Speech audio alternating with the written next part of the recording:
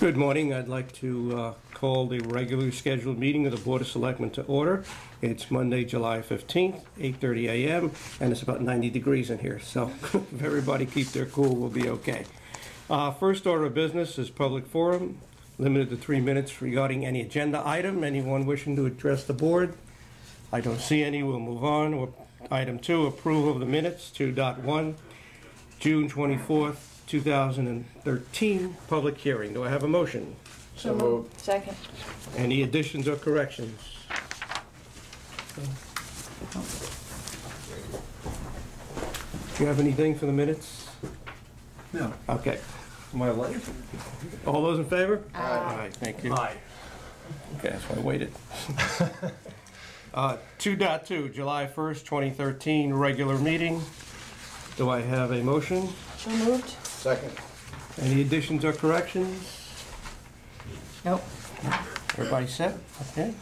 All those in favor? Aye. Aye, thank you. I'm going to skip 3 with the permission of the board and move to 4 in the interest of getting individuals to their jobs.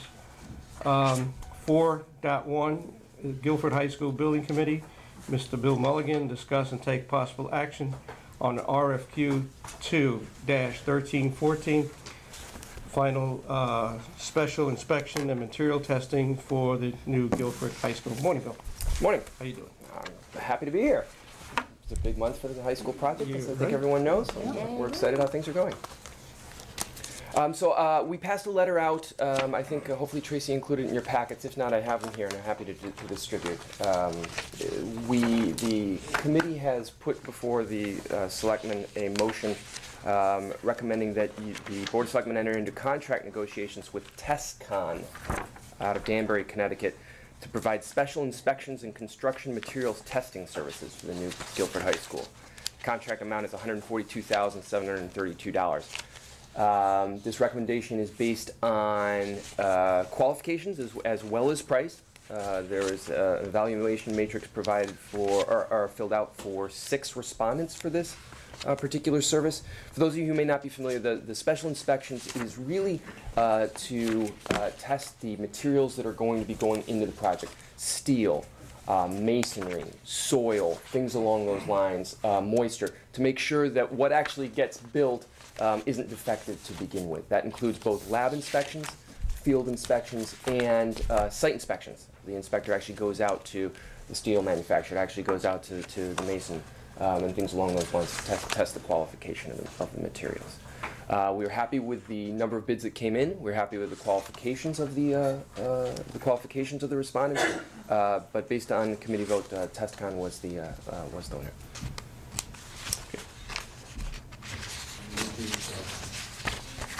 Is this something that's standard with new school facilities, that they go out and they get these testing companies to make sure that? Yes, and I actually believe it's required for the state certification process as well.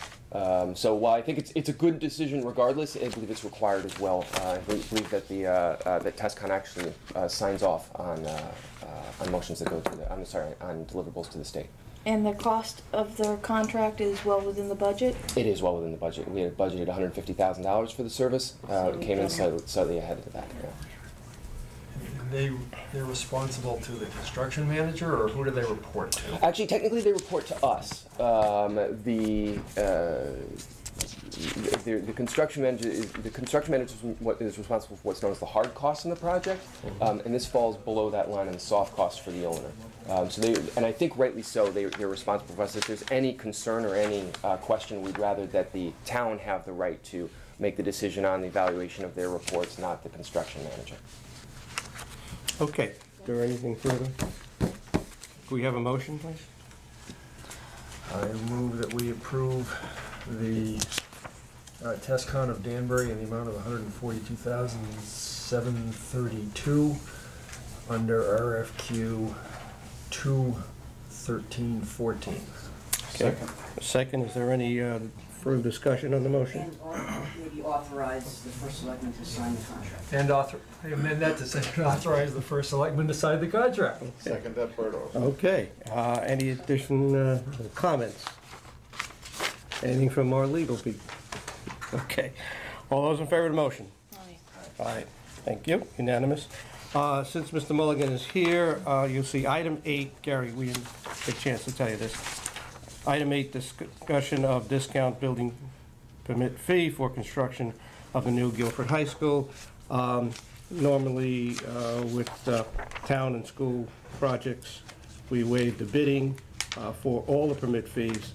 The permit fees for this project would be about $600,000 to $700,000, which, Bill, it's okay.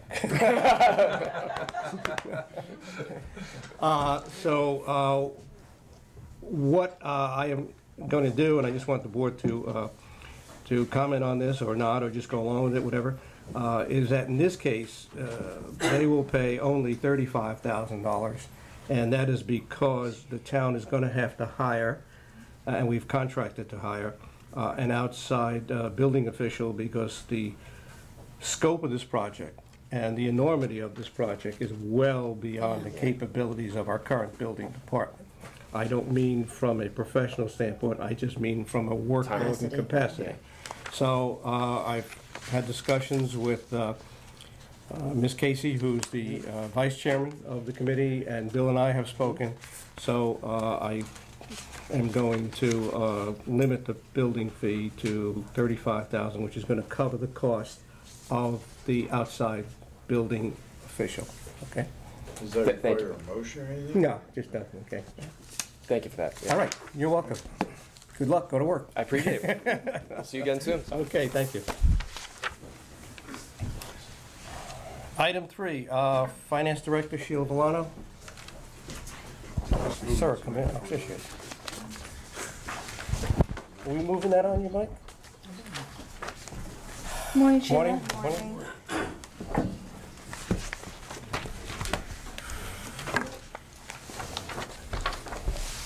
Hi.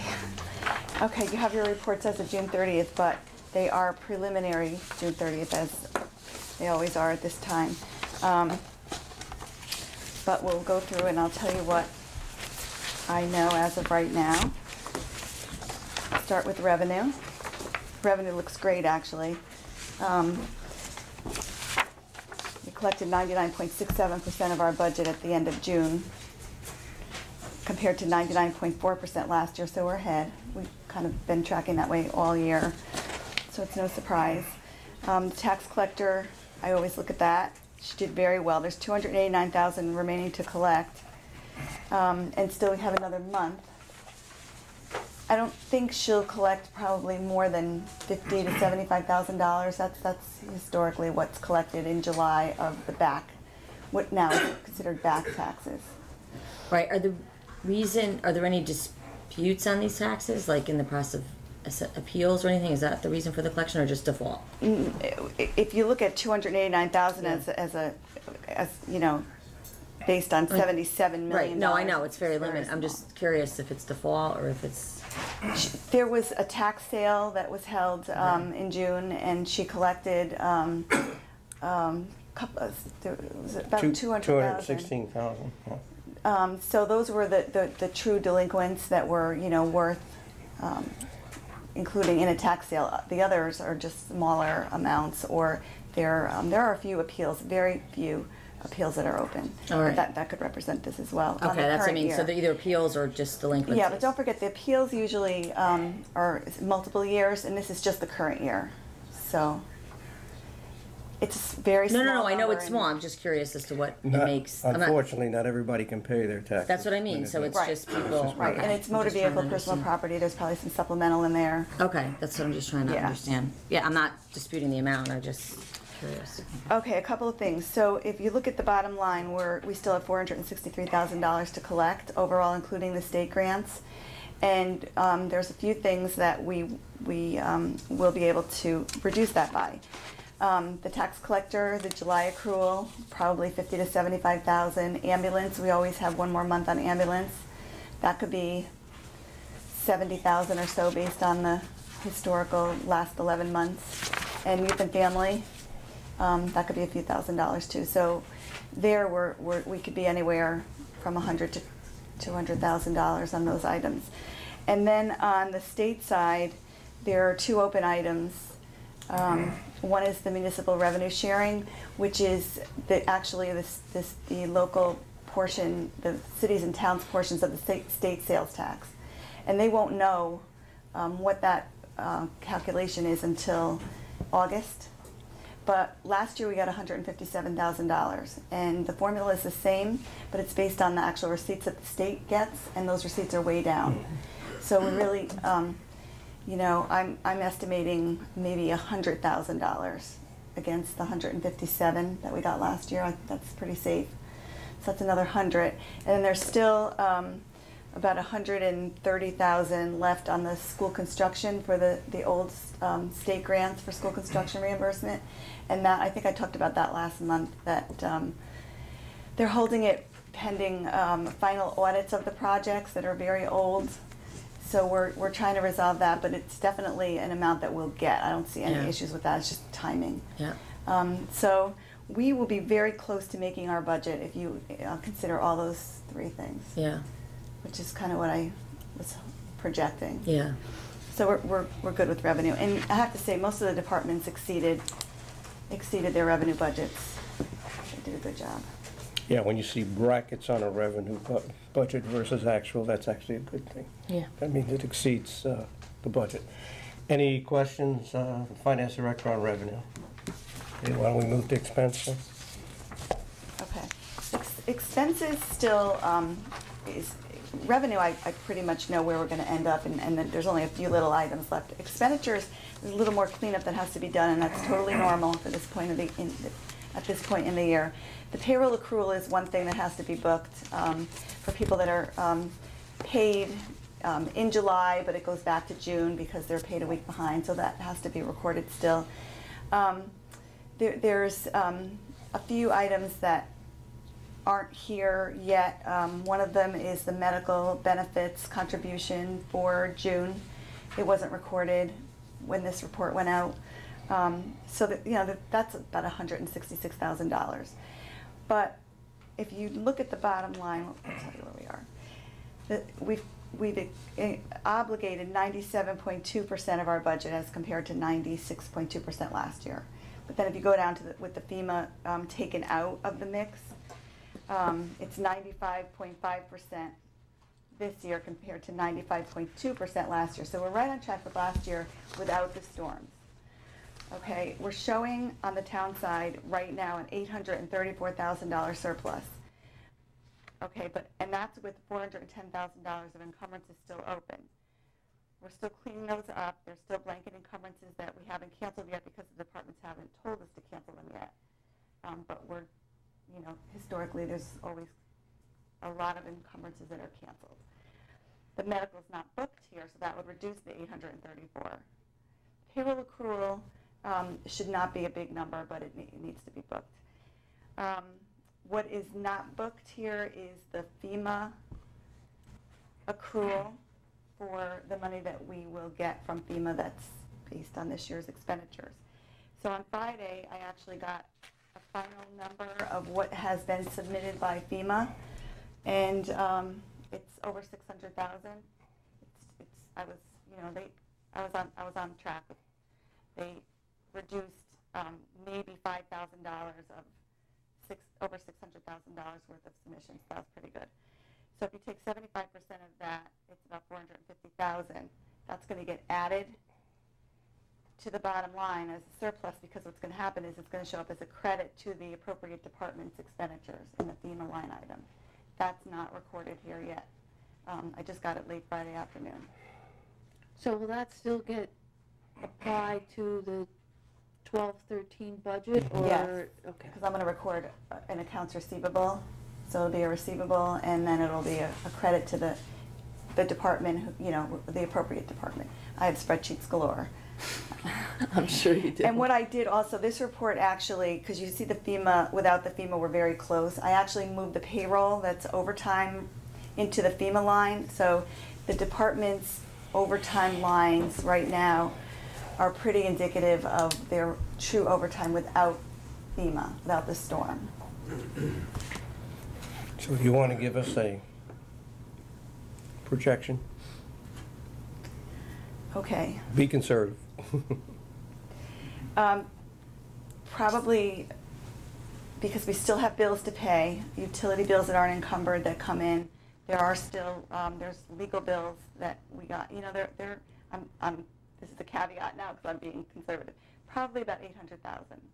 I think that's very conservative. Surplus. Surplus. Good. Sheila, one question I have. Under the Board of Ed, where it shows available $4.3 million. Why is that so high? The summer payroll is not booked yet. Not booked, okay. For the Board of Ed? Mhm. Okay. On the town side. Okay. For the Board of Ed payroll on the town, yeah. Yeah, the Board of okay. Ed payroll on our, you know, they may have booked it on their books, but it's You not. haven't booked it on this? It's right. Okay, that makes sense. And that's a big amount. Okay, good. Any questions, Finance Director, on expenses? Okay. And I have to repeat what Sheila said. This is customary to get a preliminary report for the end of the year in July. But come next month, we will get a final report, pre-audited, for the 2012-2013 fiscal year. Right. Okay. And there will be no surprises. So you'll, So next month, if you can remember, you'll get two reports. First month of the new fiscal year, which will be July 2013, and the final report for the fiscal year ended June 2013. right, and next month you'll have transfer requests as well. But we're not going to see that money from FEMA for a long time yet. We'll see it next year. Yeah. Like when you say next year, like This before year. the 20, I'm in this year's budget? Calendar or fiscal, bless you. We'll see it in fiscal 14. We should see it in about 6 months. okay, so, yeah, that's what we did last time. Yeah. Yeah. Okay. Okay, what else do we have? Well, why don't we take a look at medical? Do we have? Now, medical does not look as good as general fund, unfortunately. We had not our worst month, but our second worst month of the year in June. So we ended, and this is pretty final, we ended the year with a deficit of $667,000. But because we had $496,000 in positive fund balance, our fund balance deficit is not as big as the operating deficit for the year, so it's a $171,000 deficit. I'm disappointed that it's not a surplus, at least of. Because we've been having surpluses, yeah. But we didn't have a great year. We budgeted 4.97% increase in claims, and they were 7.37%. We would have been, I hate to say this, but the Board of Ed reduced their contribution for 5 months of the year, and that had a pretty big impact on the final results. Now, at the same time, they're going to show an operating surplus that I really didn't consider when I gave you a number. They've talked about, I think, 100,000 or more. So they're seeing that positive surplus in part because they reduced their contribution to the medical benefits fund. So So you can't apply that surplus to this deficit? that would be A recommendation. Yeah. To the Board of Finance. That's what I mean. Yeah, we'll look at that next month, and we'll see. And we've got to keep in mind, we're all self-insured on our health plans, so this is, some years are up, some years are down. Yeah. And they reduced their contribution because they had less participants. Is that correct? Because they had this plan where They had less if you than- were double insured, or if people in the education department chose not to take the medical plan, therefore they could be taken out of the contribution. Right, the number of contracts that the Board of Ed budgeted for when the budget was put together for fiscal 13 was more. Right. So they reduced by the number that had withdrawn from the plan. The problem is that the cost per contract was higher than originally budgeted. So it wasn't, the calculation wasn't, done apples for apples, if you know what I'm saying. It should have been, it was okay to reduce the number of contracts, but I probably would have applied that lower number by a increased cost per contract. So that didn't work that way.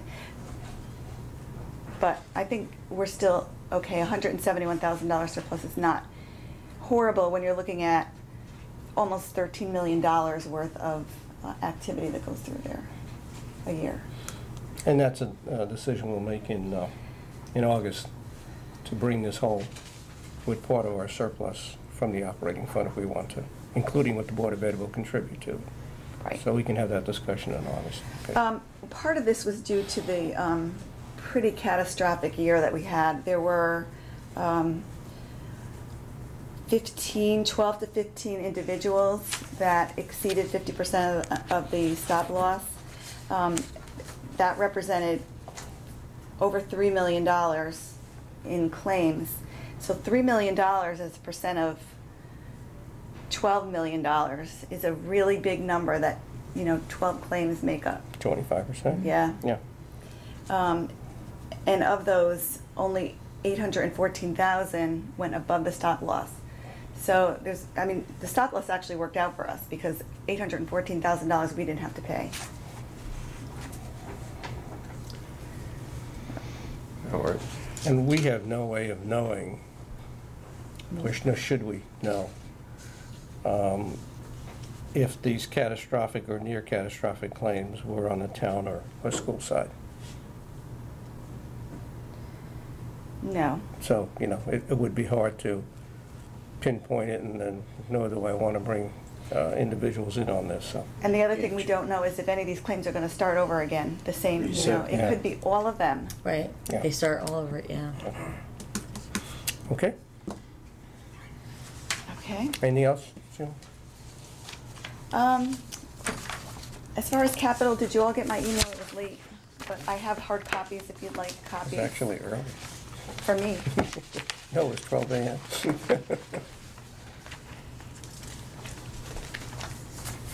Now, these reports I will go over later today with Cliff Gurnham to confirm that everything is accurate. I got it. Oh, they don't have it. These are the- No, I have it on mine. Is there anything you want to bring to our attention on this? I think that they're really self-explanatory. The projects are moving along. Those are the Board of Ed capital project reports. And in your packet was the town. On the town report, I added the projects that were approved at referendum because technically, even though it's not fiscal 14 yet, those projects are available the minute the referendum is approved. So they are on the bottom of the first and second page. So they're all here. There's not much activity, but there is some. Road construction, we already have an encumbrance on the shoreline roads. Any questions? Anything else, Joe? All set. All right, thank you very much. Item 5, Board of Education Director of Operations and Facilities, Cliff Gurnham. 5.1, consider and take possible action to award bid 7-1314, expansion joint repairs at Adams Middle School. Good morning, sir. Good morning. Good morning. A few more projects to try to squeeze in the summer. First one we're looking at is the expansion joint repairs at Adams. This is for the entire building, although the majority of the expansion joints are, I think, on the 1970 and 55 portions of the building. In this bid, we had a total of 5 bidders come back with prices, although we had about 12 companies at the walkthrough. The lowest bidder was from New Haven. It was GL Capasso Inc., who has done quite a bit of work for us in the past. A few years back, they have often been a reasonable bidder to a higher bidder, so they haven't had work recently for us, but when we have used them in the past, they've been very successful, and they've done some very good work. So the Standing Building Committee has reviewed the bids. We did do a scope review with GL Capasso. Everything appears to be in line with the scope of the project, so we recommend that we award the project to GL Capasso for $7,740. I'll move that. Is there a second? Second. Any discussion on the motion? It was quite a difference, but Yeah. you've had good luck with that, right? We have. Yep. Okay. Further discussion? All those in favor? Aye. Okay. 5.2, discuss and take possible action to award bid 8-1314, brick repointing and replacement at Adams Middle School. Again, similar work, but we broke this out from the other project, hoping to get a few more painting contractors and masonry people between the two bids. We had a total of 5 bidders, again, approximately 12 to 15 companies at the walkthrough.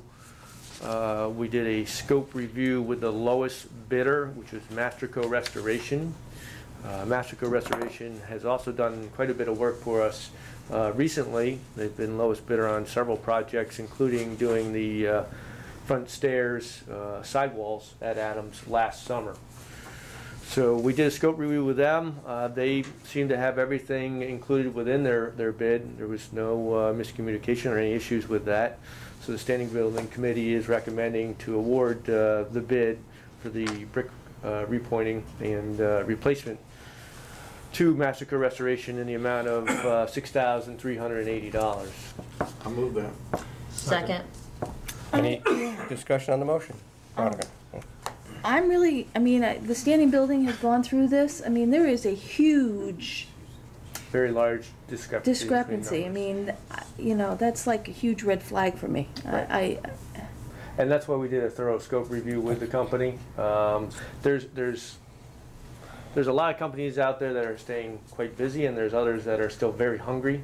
And we're noticing that with a lot of the bids. You know, the next bid you'll see, there's also that discrepancy. And we've talked to a lot of these guys, and some are just saying, we need the work, we want to keep our guys busy. And that's the main issue, is these guys are really, a lot of the contractors still fighting for work. Have you worked with them before? Yes, Okay. yep, they're very good. Yep. Okay. Any further discussion, questions? I'll call the motion. All those in favor? Aye. Aye. Thank you. And we have one more, 5.3, consider and take possible action to award bid 10-1314, master clock system at the Adams Middle School. This is a rebid from last year, where we only received one bid. We didn't feel comfortable accepting that bid at that point in time, since there was only one bid. So we did go back out to bid this spring for the work to replace the whole master clock system, including this time around we added in the replacement of the PA speakers in each classroom as part of that package. We did have, I want to say 6 or 7 companies that came to the walkthrough. We ended up with 4 bidders. The lowest bidder was M&S Audio, who has worked with the Board of Ed in the past. They had a pretty aggressive bid at $17,975, which actually was pretty close in line with the prior year's bid, which was about $22,000. Same company? No, the company that bid on it last year did bid on it this year.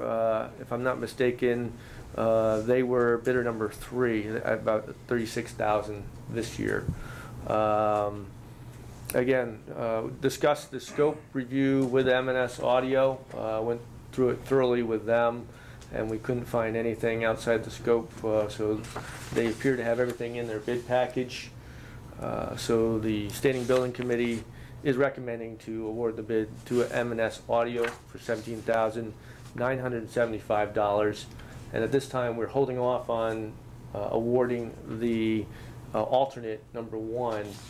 That's for an additional repeater for the system. Once we get the system installed, we feel we may need another repeater, but we may not, since the clocks themselves actually will receive and broadcast, but because of the construction of the 1936 building, we may have to add one in there to boost it. But we'll know once the system's installed, so we're not awarding that at this point in time. We may come back to you in the future to ask for that. Did you say whether or not you've used these people before? We have used them. They've done service for us before. I'll move that one too then. There's a motion made, is there a second? I'll second it. Okay, discussion? Will the repeater price, will this price hold? Yes. Or will that have to be? The work will be done over the summer, so we expect it to be done probably no later than probably the end of September. So if we need that repeater, we'll know it in the next probably couple months. I mean, will you know it while they're still finishing off the first phase? So there won't be a mobilization to come back or something like that? Right, as they start to go through and actually set up all the clocks and program them all, we should know at that point in time if there's any weak signals. Yep. So we'll be able to install it at that point. It seems like a pretty good price. It'd be a shame to find out that you need it and it comes back at triple the price or triple the cost it somehow. So. Okay, any further discussion or questions? I'll call the motion, all those in favor? Aye. Thank you. Cliff, thank you very much. Thank you. I just continue to be astounded at the wide variation. So do I. in bids. It's unbelievable. One of them was 6.5 times. The high bid was 6.5 times the bid we took. It's just incredible. Yeah, It's you just- really question whether or not. Yeah, you always question whether someone doesn't see something or Yeah. something's wrong. Item 6, Town Engineer Jim Portley, 6.1, discuss and take possible action on award of bid 11-1314, Jim. six-wheel dump truck. Morning. Good morning. We only received one bid on July 9th for the six-wheel dump truck. It's like a masonry dump, smaller dump truck. The price was quoted at $52,255 from Nutmeg International. We had, in the bid, we had asked for quotes on warranty, for extended warranty for the trucks. The warranty provided is 48 months. They have a whole series of warranties. They provide options for service contracts to extend that 48-month time limit. And we've reviewed all of them, and there's pages, about 8 pages of different warranties of different parts. The one that we felt that would be worthwhile going for would be the extend the warranty to 60 months for the engine and electronics. The electronics are what has really been the bugaboo for all modern trucks, because of the emission control systems and everything else, to try to get greater efficiency and get better clearing of the emissions. So we recommend that the 60-month option be included in the package. It's for $1,100.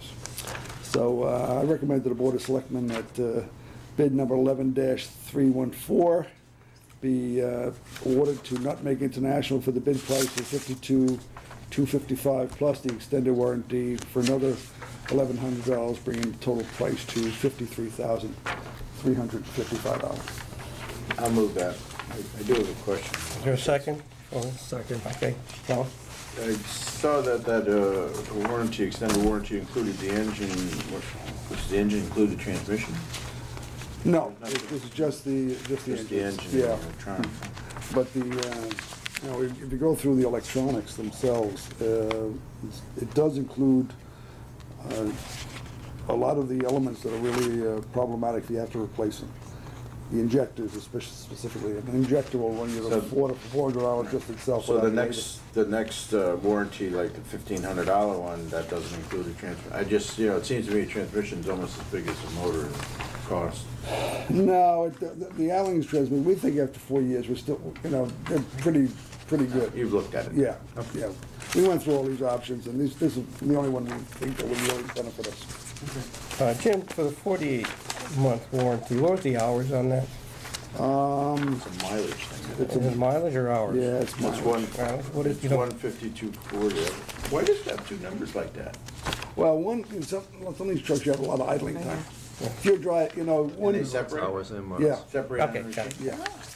Yeah, because if you're got an over-the-road vehicle that's just driving back and forth, That's the back same and as forth, this one, though. you put a lot of miles on it. But if you've got a vehicle that has a lot of idling, you're 40 oh, here it is. wait And they to actually load. measure that in the warranty? Oh, yeah, there's an hour meeting. Same thing on loaders, anything else, any other big piece of equipment. I wondered about police cars, the way they idle for long periods of time sometimes. That must be the same And type of thing. that's why police cars are replaced. So, you would look at a police car, it look like it's, got 90 to 100,000 miles, it doesn't look like it's overdue for replacement, but the idle time, that really takes its toll on the engine also. Yeah. Engine's still working, Huh? even though it's not moving. No, it's still working. Vehicle's not moving, the engine's still working, yeah. Okay. Any further questions? Yes, Joe. Gary? This is a lighter truck than we've been buying? No, this is actually heavier of the Mason dumps. We've Okay. had problems. No, I with- think Gary's question is, we usually The buy the little- 10-wheelers and Oh, stuff. we have Yeah. 10-wheelers, this is like the 6-wheeler. Okay. It's what they call a masonry dump. Okay. We use these as work trucks. We'll put cement, carry This isn't equipment to- road replacing that patching, green that's- park and rec truck. is it? No. These are the trucks we use for plowing down on the shore where you have very tight, tolerances on the roads, narrow roads, and you have to get in and out. Unlike the larger trucks, this is funded through the operating capital budget, not through Right. bonding capital. And we're gonna put our body on, We're gonna put just a flatbed on this and with stake body. does that price include any of that work? No, Or we're gonna do that no, ourselves? no, we had, and I had requested that money be carried over, but Joe advised that we don't need to, it's part of the package. We're gonna have to outfit this ourselves. We do have 2 bids going out, we have bids coming out for this year that had a price for all season body that we will be putting out, and that'll be a complete package. Is the Public Works Commission in agreement with this? Yes, Anything further on the motion? I'll call for a vote. All those in favor? Aye, unanimous. James, we got one more. One more. Receive and It's, take possible action on a recommendation from town engineer to purchase treated road salt from International Salt. I hate to think about that already. yeah, it's time of year. Okay, We reviewed the Capital Region Council of Governments bid for treated salt, and we recommended the purchase of the material from the low bidder, International Salt, for $79.87 a ton, do we have a minimum tonnage? 600 tons. 600 tons? Although that this could be- International Salt has been good to us in the past, where we didn't, 2 years ago, we didn't need 600 ton, and they forgave us that, so we were How does it compare to last year? about the same, not much difference. I'll move that. Second. Any discussion on the question? What was the price last year? Do you know? I don't remember off the top of my head. It wasn't like we had a whack that would have. Oh, no. And this is a big price, so I'm the same ballpark. Would you do me a favor and get back to the board what the price was last year? Okay. Of course. Is there any question on this? You can email that. Okay, yeah. All those in favor of the motion? Aye. Thank you. Thanks, James. Okay, Seven, Parks and Recreation Director Rick Maynard. 7.1, discuss and take possible action to waive the bidding for design, construction, and administrative services for the Jacobs Beach Boardwalk. Morning, Rick. Rick. Morning, Rick. Is joined with Sue Robbins, who's a commissioner, Yes. and Morning. Will Thompson, who is the architect of the project. Good morning. Morning, all. Okay. Well, if any of you have been to the beach, you've seen the improvements that have been made down there, and I've been there many weekends and seen larger crowds than we've had before, so people are, I think, appreciating the work that's been done there so far and the improvements that have been made. And I think that's evidence of Will's expertise and knowledge, and I have to say community spirit. I think we're blessed that he's a local guy, and he takes a great deal of care and concern for this project, because he lives in Guilford. He wants it to come out good. And so we're prepared to move to phase 2, which is the boardwalk. The boardwalk is going to stretch roughly from the playground to the bathhouse. It's going to wrap around the bathhouse, and it's just going to be so much nicer, add a whole other element. It's something that's been all approved as a part of the master plan. And so we want to move forward with that, with the design and construction of that. We're hoping to go to bid in August have the bid awarded in early September, and be in construction in the fall. So everything be ready to go when we open up next spring. And so we're requesting the board to waive the bid procedure. Will's estimate cost is $9,300, and he can break that down for you, how that works out. But to me, I think the commission does agree. We want Will to continue on with this project to see it to its completion. But I just have a question. I thought is the boardwalk part of the original funding, or? Not, you mean the design? Not the funding, it's not part of the steep money. The boardwalk's not part of the steep money? No. I thought it was. No, that's why we have an additional funding that was approved in the town budget to go forward. But if you remember, we approved it, but some of us said that we want to be able to look at it and review it at the time, so even though it was approved for bonding purposes, I know I clearly said on the record that I want to see the stages and that sort of, I just want to make sure that's clear from my perspective. Because I thought the boardwalk was part of the initial stage well, funding. It was part of the master plan. No, right, but I thought it was part of the funding with the original steep grant. It wasn't included because the steep grant wasn't enough to cover that. Okay. And so there's something had to be eliminated for phase one, and in the boardwalk is what was eliminated. We had to do the grading. We had a project budget of more than 2 times the steep funding, just as far as an overall project budget. I knew that, but I just thought without going in. I mean, I don't want to compromise bidding by getting into too much detail. When you say design, I mean, you presented plans, many plans that had the boardwalk in there. Well, let me clarify because it might help just to enumerate. Couple things. Right now we have a scheme that locates the boardwalk and construction documents from earlier versions that have it largely designed. But to bring it in as a new project, there's a little bit of work to preparing those documents. And I've estimated roughly $2,200 to do that, to prepare those documents. And then roughly $1,500 to do the procurement phase, to put out the bid, have the meeting, review bids, review RFQs. And then to actually do the construction contract administration, about $5,600. But what I've done is I've said I'm going to treat it as a cap and just bill hourly. So if it's less, I'm happy to charge less. And it's probably worth mentioning during this whole process over the last several years working on this, I mean, I've donated a fairly significant amount of time that I've discounted for the town. I mean, I'm trying to see this through, but I also, need to make a living, so. That comes to about close to 16,000. It's over 16,000 I've discounted over the course of the project. I understand the cost for doing the mechanics Right. and getting it squared away, especially, doing something in phases, it costs more. But is the design conceptually basically the same as what we've seen? Yes, yes. The only thing that at this point is not part of this boardwalk that we are considering putting out to construction bid is an area where we had a shade structure, which right now is not in the active project. In other words, the whole boardwalk wraps the water side of the lawn. It's around the bathhouse, and it joins the other accessible entry point near the turnaround. Can you refresh my memory of what was the material, and was it anchor? It's a very sizable frame because of FEMA rules. So we have a very substantial frame. Just the one with the pylons subgrade, and they're sort of masonry hubs with steel pipe in the ground, and then the actual boardwalk surface is epay decking, which will be on grade. Yeah. And by the way, there's been discussion of epay versus composites. In reality, epay is very similar cost per square foot to composites that don't have the same kind of durability in this environment and don't receive the same loading criteria as well. Interesting. epay has the same cost, you feel? It's very similar. Composite? Yeah. In fact, most of the boardwalk's cost is the structure because of the storm rules. Okay. What about the maintenance? epay versus composite? I've used epay for probably, I want to say 15, but probably 25 years. I'm getting older. On shorefront, and I find it very low maintenance. Virtually leave it alone. Some people like to coat it, but I don't. The key is that the ends are sealed when it's installed, and stainless steel fasteners when it's put into the frame. So there's no periodic restaining or resurfacing or anything? No. I mean, there's bound to be an occasional board you have to replace just like anything, but it's very durable.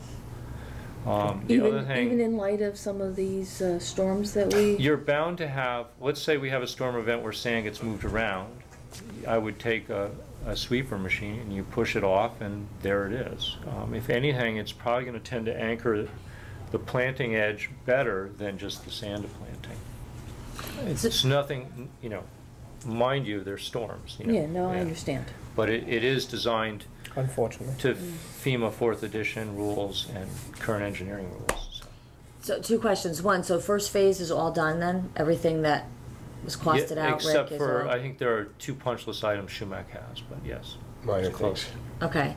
And the boardwalk, is it going on top of the grass or No, it's beyond? we deliberately laid everything out to accommodate a boardwalk after the fact.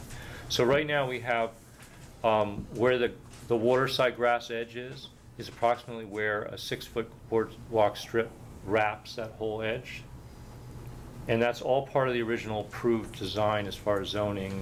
Right, no, I know, I'm just trying to, because I'm And then down there a let lot, me so I'm tell you trying to where understand else. where it goes. So then there's also right now a placeholder of stone dust around the bathhouse. That's just really a placeholder. So that whole bathhouse area where the shower is, the bathhouse itself, and then to the south edge of the bathhouse there's like a sitting deck. That's all would be boardwalk to the entry point by that kiosk. And then when you wrap across the beach over near the other shower, at that entry point there's boardwalk, and then that other shower has like a small boardwalk deck. Okay. And that's the rough scope right now. What's the cost of actually putting the boardwalk in? Do you really want me to disclose that as far as bidding? That's No, it has not, to go to that's bid. not part It's of going to go to this. bid. Okay. I mean, I have budgets for it, and it's Okay. based on construction numbers. I'll go ahead and move waiving of bidding for this project. in the amount of not to exceed, I think it was $9,300. That's correct. If it gets seconded, I have a comment. Okay, okay. And I just gotta, Discussion? I'm not in favor of this for a multitude of reasons. One, I think we should go out to bid. I know you've done a lot of work, Bill, I appreciate it, but I still think we should be going out to bid. We've been sort of doing that as a matter of policy in a lot of things to make sure we're getting the best price. And then second of all, you know, I had said this when I supported the entire capital plan, that when it came to the second phase, that we'd have a holistic discussion about all the costs involved. So I'm not ready to move on that without us having a discussion on the whole thing. So I'm not in favor of this. The reason I moved this was, you know, just what happened this morning. The whole discussion this morning ended up being about the design and what we were going to do and how we were going to do it. So obviously Will has, you know, in-depth knowledge of what was originally planned, what was put out to the public, what was generally accepted, knowing that we got to go through the bid process and the final design and that type of thing. And just the way this discussion went, I mean, it's about hiring Will. It wasn't even about the boardwalk, and we got all the details about the boardwalk because he knows it. And that's why I think, you know, if we want this project to move ahead, that this makes a lot of sense. Any further discussion? If not, I'll call the question. All those in favor? Aye. Aye. Any Opposed. opposed? Okay, it's 4 affirmative, 1 in opposition. Thank you, lady. Thank you, gentlemen. Item 9, we have 9.1 to 9.4. I would move that we approve the, I figured out it was 3 signs and 2 uses of the green as listed in the request for town property in the agenda. Second. All those in favor? Aye. Aye, thank you. All right, correspondence. First of all, building officials want to report. You have that in your packet. And the Public Works Department report, because of a lot of downtime we've had there and vacations, they have not been able to meet the deadline, so I will make sure those are all emailed to you, either at the end of the day or by tomorrow at the latest. I do have one other piece of correspondence. Joe, Sure, I'm sorry, go ahead. And I noticed this was true last year. Is June, for some reason, a historically low month for the building official? We were consistent with last year, but we dropped substantially, Yeah. but last June was way down too. Is there some reason why we don't? Just the way people apply for permits. I think they want to be building by June. Yeah, yeah. This is weird. I did get a handwritten note on Friday regarding East River Preserve.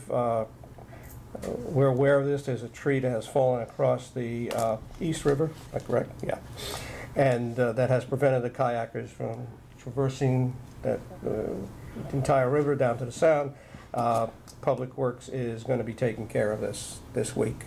And the cost for it will come out of the Conservation Stewardship Fund, which is what that's there for. Okay, great. So I'll get back to this person. I have any old business. I have a question. Yes, Can you give us an update on the what's happening with the millings that are up on the exit 59 there? I mean, I see them slowly moving, but yeah, are we delayed? I mean, I thought they were going to be gone by June. We can't take any more. We've taken what we can, and I wish we can take all of it. We have no place to store it because it's very good free material that we make a lot of use of. Ask any of our residents who live on B roads, which we had regraded this past spring and have applied the millings to it. They love it. We're not going to have to touch those roads as often as we used to touch them up. But to answer your question, American Industries, who has the contract with the state to do the resurfacing of the interstate, that's their pile. Okay, they have an agreement with Mr. Mannix to use it. To store it. They are slowly taking it because they have to vacate that property. Okay. And is there a timeline? I have no timeline. No, that's between the state Mannix, and Mannix right. and them. Okay. It's an eyesore, though. Do they have to go through any permitting or anything for that? Yeah, I think they do, but I'm not aware of what permits that. Okay. I think we should stay on it, whatever it is. Jim has been working with them on it. Okay. Two items I have of new business. First of all, we have always wrestled with, I guess this past weekend was an example of how do we get the word out that the fireworks are not going to be Saturday, but we're going to be Sunday. By the way, I think Rick made a good decision to move it. We use the town website, Facebook, I have a Twitter account, you have a Facebook. Cindy has a Facebook, which has been excellent to help us out get the word. But I've done a lot of discussion, had a lot of discussion with other mayors and first selectmen, and particularly Mike Frieda in North Haven, who gets his word out via text messages, cell phones, landlines, whatever you sign up for. And I've asked the fire chief, Chief Hershaft, since he's in charge of communications, to investigate what's available for us. What is available for us is Everbridge, which I'm going to give you all information on in the next couple of weeks so we can act on it this summer. It's a upgrade of our current Everbridge system. Our current Everbridge system, number one, is extremely slow and can only be used for similar to 911 emergencies, reverse emergencies, okay, like evacuate type thing. This Everbridge system is instantaneous and can be used for emergency and non-emergency communication. Like, for instance, we have the, God forbid I should have mentioned this, the hurricane, and we open up the community center, people's power is out, we can get to them by their cell phones.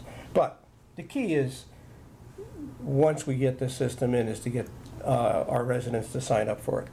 And I've talked to Chief Terabile, Chief of the Police Department, that he's going to help us do registration at the Guilford Fair. He's going to have his new command vehicle down there and encourage people to sign up. I mean, people from other towns can sign up, and then if their town has it, we'll just give them the information. So I want you to be aware of that. I know you've been asking about it. It's in the works, and it's probably next month or so we're going to approve a quote to get this going, and it's well worth it. So, okay. The second thing is Pam and I have been working on a draft of a new purchase manual policy, we want to call it. Within about a week, we'll disseminate it to all 5 of us, and I really want you to dig into it if you can and give us your comments, and we'll go from there. Okay? So those 2 pieces I have. Anything else? Nope. Public forum? Yes, Gary, sorry. We skipped over old business. Just a quick. Well, go ahead. No, well, go ahead. I could have. Old or new? Go ahead. The discussion to discount building permit fees, and I appreciate you bringing that to us, is that within the First Selectman's purview to waive any fees Yeah. to the town? I get requests, you see, I can show you the form, to waive the fee. See what happens, a contractor will say to one of the administrative assistants in the town hall south, well, I don't think we should pay the fee because it's not my decision, First Selectman's decision. So I get it, and I have not waived the fee for any organization, only town and school projects. We did some research on it, and the ordinance does not provide for any of us, our First Selectman, to waive the fees other than for town and school projects. Yeah. Okay. I mean, I think it's appropriate. I did get in trouble with a couple of nonprofits, but you know, I had to do what I had to do. So. I was a little surprised. And I know we had the town clerk, and I hope it came to you. Town clerk waived a fee on that large title project that we went through. It's a town project. It's a town project. It didn't make sense that for the town clerk to charge somebody money that we were going to have to pay. Right. So it made a lot of sense, but I was just... The only difference here is that the town is going to have to cover the building. No, I total appropriate action. I wasn't aware that the First Selectman had the authority to waive all fees if he chose to. We don't say that too loud. But I'm restricted. No, okay. No questioning of the use of it. I'm just surprised. Okay, thank you. Anything further? Public forum? Don't see anybody wishing to address the board. Item 15, update regarding labor negotiations. We will require an executive session. We will not have to come back for a vote. Okay? And I'm inviting the Human Resources Director and the Finance Director. Can I have a motion to go into executive session? So moved. Second. All in favor? Aye. Thank you. Wasn't Sheila here?